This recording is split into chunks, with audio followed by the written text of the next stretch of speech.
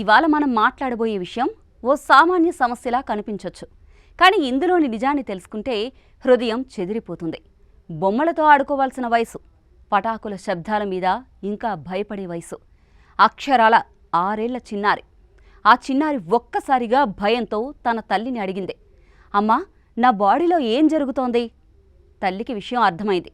ఆమెకు పీరియడ్స్ మొదలయ్యాయని. ఇది స్టోరీ కాదు, నిజంగా జరిగింది, జరుగుతున్నది కూడా. హైదరాబాద్లోని ఒక ప్రైవేట్ స్కూల్లో చదువుతున్న 6 ఏళ్ల చిన్నారి తరచూ పేగు నొప్పితో బాధపడుతున్నట్లు తల్లిదండ్రులు గమనించారు. వైద్య పరీక్షల తర్వాత తెలిసిన సంగతి ఏంటంటే ఆమె శరీరంలో హార్మోన్లు సగటు వయసు కంటే 3 ఏళ్ల ముందే పెరుగుతున్నాయి. దీన్నే అకాల పుబర్టీ అంటారు. ఇది ఒక్క కేసు కాదు.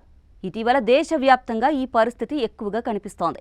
ఇది ఈ మధ్య సర్వసాధారణమనే భావన మనకు చాలా ప్రమాదకరం.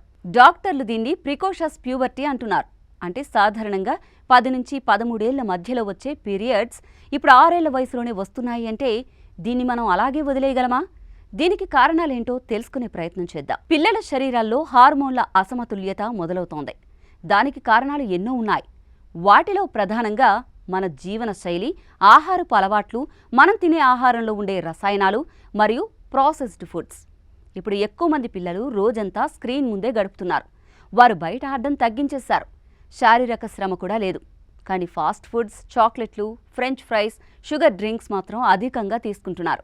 ఇవి శరీర బరువును పెంచడమే కాక హార్మోన్లను కూడా గందరగోళానికి గురి చేసేస్తున్నాయి. ఇంకా ఒక ముఖ్యమైన అంశం ఏంటంటే మనం వాడే ప్లాస్టిక్ కవర్లు, బాటిల్స్, టిఫిన్ బాక్సులు, వీటిలో ఉండే కెమికల్స్ ఎండోక్రైన్ డిస్రప్టర్లు అనబడే విష పదార్థాలు. ఇవి పిల్లల శరీరంలో కంట్రోల్ చేయాల్సిన హార్మోన్లను ముందే ఉత్తేజితం చేస్తున్నాయి. పూర్తిగా ఎదగని శరీరంపై ఎస్ట్రోజన్ లాంటి హార్మోన్లు ప్రభావం చూపించడం వల్ల పిల్లలు త్వరగా ప్యూబర్టీకి చేరుకుంటున్నారు. ఈ పరిణామం వల్ల వాళ్ళ మానసిక ఆరోగ్యంపైన, శారీరక ఎదుగుదలపైన తీవ్ర ప్రభావం చూపిస్తుంది. ఇప్పుడు మనం ఏం చేయాలో తెలుసుకుందాం. ముందుగా ఈ సమస్యను చిన్నగా చూడకూడదు. తల్లిదండ్రులు జాగ్రత్తగా ఉండాల్సిన సమయం ఇది. పిల్లల శరీరంలో మార్పులు గమనించిన వెంటనే డాక్టర్ను సంప్రదించండి. ప్రత్యేకించి పిల్లల ఆహారాన్ని గమనించాలి. ఇంట్లో తినే భోజనమే ఇంపార్టెంట్. దాని మీద శ్రద్ధ పెట్టండి. బయట ఫుడ్, ప్రాసెస్డ్ పదార్థాలు తగ్గించాలి.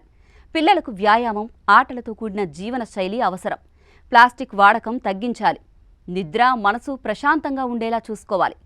ఈ విషయం మనం ఇప్పుడు పట్టించుకోకపోతే రేపది పెద్ద ఆరోగ్య సంక్షోభంగా మారే ప్రమాదం ఉంది.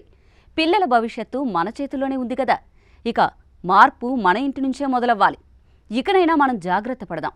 మన ఇంటి జ్యోతులను ఇంకొన్నాళ్ళు స్వేచ్ఛగా పిల్లల్లాగే ఉండనిద్దాం. ఇది ఇవాల్టి స్టోరీ. నేను మీ అరుణ, సైనింగ్ ఆఫ్.